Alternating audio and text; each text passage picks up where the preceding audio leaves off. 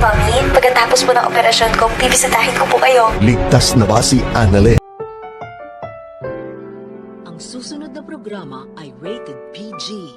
Ito ay nangangailangan ng patnubay at gabay ng magulang para sa mga batang manonood.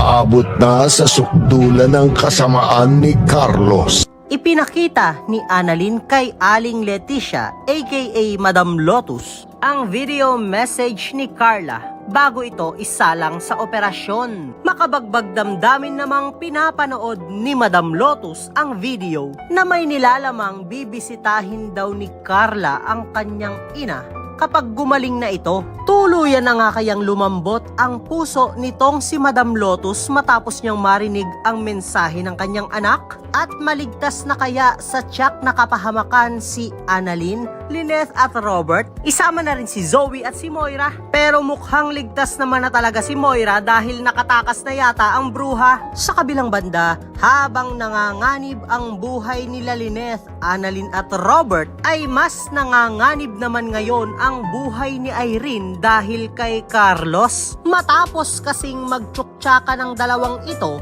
ay nahuli ni Carlos si Irene na binivideo ang ginagawa nilang dalawa. Sumabog sa galit itong si Carlos at halos magkulay violet na ang pagmumukha nito sa tindi ng inis niya kay Irene. At ipapakita pa nga sa teaser ng GMA na parang nawalan na ng malay itong si Irene dahil sa pananakit ni Carlos. Hay nako, sana naman magmadali sila Lola Susan at si Josa para maaktuhan nila ang mga pinaggagawa ni Carlos na ito kay Irene. At sana mapanood din ng matanda ang video ni Irene bago pa ito madelete ni Carlos. Kaya naman kung nais mo pa ng mga latest updates and happenings sa Abot Kamay na Pangarap, ay huwag mo namang kalimutang mag-like, share, and subscribe, and please hit the notification bell. Salamat sa panonood. Paalam!